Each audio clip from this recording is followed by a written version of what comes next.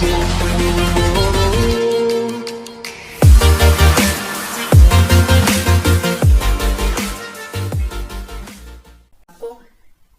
Means electronic data interchange के बारे में बताऊंगा। तो मेरी आपसे रिक्वेस्ट है, यदि आप मेरे चैनल पर नए हैं तो मेरे चैनल को सब्सक्राइब करें। अगर आपको ये वीडियो अच्छी लगती है तो प्लीज इस वीडियो को लाइक करें। तो ना हम स्टार्ट करते हैं। सबसे पहले हम उसकी बेसिकली डेफिनेशन देखते हैं कि ईडीआई की जो बेसिक डेफिनेशन होती है या ईडीआई को किस तरीके से हम डिफाइन कर सकते हैं। हम electronic data interchange EDI is the combination of 3 words. जो ईडीआई है वो 3 वर्ड्स का एक कॉम्बिनेशन है, जिसमें पहला वर्ड है इलेक्ट्रॉनिक, सेकंड वर्ड है डाटा एंड थर्ड वर्ड है इंटरचेंज। इन विच इलेक्ट्रॉनिक मींस, जिसमें इलेक्ट्रॉनिक का मतलब होता है बाय यूजिंग डिवाइस, किसी डिवाइस का यूज करके। डाटा मींस रॉ फैक्ट्स और अनप्रोसेस्ड इन्फॉर्मेशन। रॉ फैक्ट्स क्या कह सकते हैं, कोई भी अनप्रोसेस्ड इन्फॉर्मेशन, जो इन्फॉर्मेशन अभी प्रोसेस नहीं हुई है, या कोई कह सकते हैं कोई भी अदर डॉक्यूमेंट जिसको हमें ट्रांसफर करना हो या कह सकते हैं रिसीव करना हो। And interchange mean transfer and receive data either inside the company और अनदर कंपनी। इंटरचेंज का मतलब होता है किसी एक कंपनी से दूसरी कंपनी में या उसी कंपनी के अंदर डाटा का ट्रांसफर करना। सो इस तरीके से हम कह सकते हैं EDI is a process which allow one company to send information to another company by electrically, या कह सकते हैं किसी कंप्यूटर का यूज करके। इलेक्ट्रॉनिक डाटा इंटरचेंज क्या है, एक ऐसी प्रोसेस है जिसके थ्रू हम एक कंपनी से दूसरी कंपनी में डाटा का ट्रांसफर करते हैं किसी इलेक्ट्रॉनिक डिवाइस का यूज करके, रेदर देन ए पेपर, किसी पेपर के बजाय। तो सिंपल इसकी डेफिनेशन वो होती है किसी एक कंपनी से किसी दूसरी कंपनी में किसी इलेक्ट्रॉनिक डिवाइस का यूज करके डाटा का ट्रांसफर करना है, उसे रिसीव करना, इलेक्ट्रॉनिक डाटा इंटरचेंज कहलाता है। इस प्रोसेस को हम ईडीआई कहते हैं। I hope you understand. तो इसके बाद हम इसके बारे में देखेंगे कि किस तरीके से वर्क करता है, हाउ डज ईडीआई वर्क। सबसे पहले हम देखते हैं कि इसमें एक सेंडिंग कंपनी होती है और एक रिसीविंग कंपनी होती है। ये कंपनी डाटा का सेंड करती है और ये डाटा को रिसीव करने का वर्क करती है। सबसे पहले जो इसमें 3 स्टेप होते हैं जब हम किसी कंपनी से दूसरी कंपनी में डाटा को सेंड करते हैं। Prepare document to be send, सबसे पहले उस डॉक्यूमेंट को प्रिपेयर किया जाता है जिसे हम सेंड करने वाले हैं। और सेकंड नंबर पे क्या होता है, translator document into the EDI format. एक ईडीआई ट्रांसलेटर होता है जिसके थ्रू जो डाटा हमारी कंपनी में स्टोर होता है, जो इंटरनल फॉर्मेट में हमारी कंपनी में डाटा स्टोर होता है, उसको ईडीआई डाटा में कन्वर्ट किया जाता है। किसके थ्रू, ईडीआई ट्रांसलेटर के थ्रू, सेकंड स्टेप में। और थर्ड स्टेप में क्या किया जाता है, connect and transmit your document to your business partner.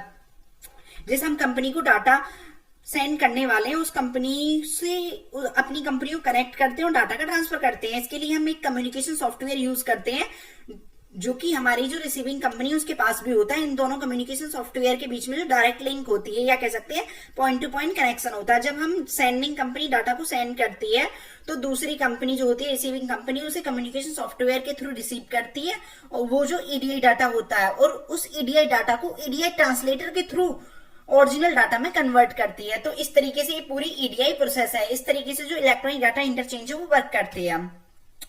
EDI को एक एग्जांपल से समझते हैं इलेक्ट्रॉनिक डाटा इंटरचेंज को।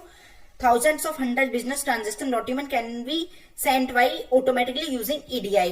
जो बहुत बड़ी कंपनी होती है उनमें बहुत बड़ी ट्रांजैक्शन होते हैं, तो वो ईडीआई के थ्रू उन ट्रांजैक्शन के डॉक्यूमेंट को एक दूसरे पर सेंड या रिसीव करती हैं ऑटोमेटिकली ईडीआई सिस्टम के थ्रू।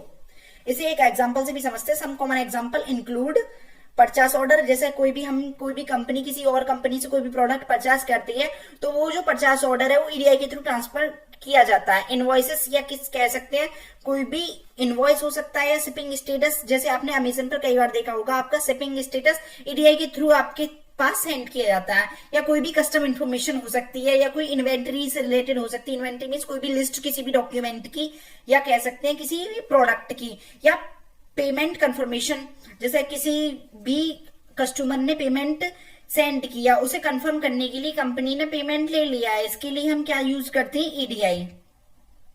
ईडीआई को यूज करने से हमें क्या बेनिफिट है, और इसके इस तरीके से भी एग्जाम में क्वेश्चन आ सकता है व्हाई वी यूज ईडीआई। तो सबसे पहला इसका मेन रीजन है मिनिमम पेपर यूजेस।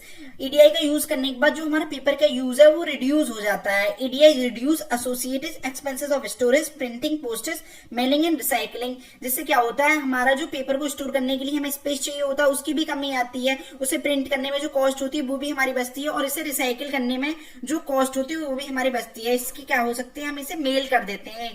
ऐसे एक एग्जाम्पल से समझते हैं।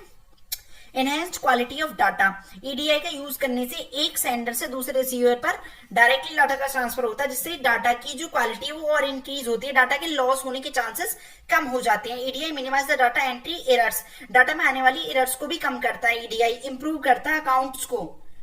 As a process become streamlined and can be used for forecasting, जिसे हम यूज कर सकते हैं उस डाटा को फोरकास्टिंग करने के लिए। वो डाटा इतना एक्यूरेट होता है जिसका यूज हम फोरकास्टिंग के लिए भी कर सकते हैं। Improve turn around time, data को सेंड करने और रिसीव करने के बीच का जो टाइम होता है उसे हम टर्न अराउंड टाइम कहते हैं, उसको और इंप्रूव करता है, उसको ऐसे कह सकते हैं रिड्यूस करता है। I hope this video will be helpful for you. मेरी आपसे रिक्वेस्ट है, यदि आप मेरे चैनल पर नए हैं तो प्लीज मेरे चैनल को सब्सक्राइब करें। Thank you for watching.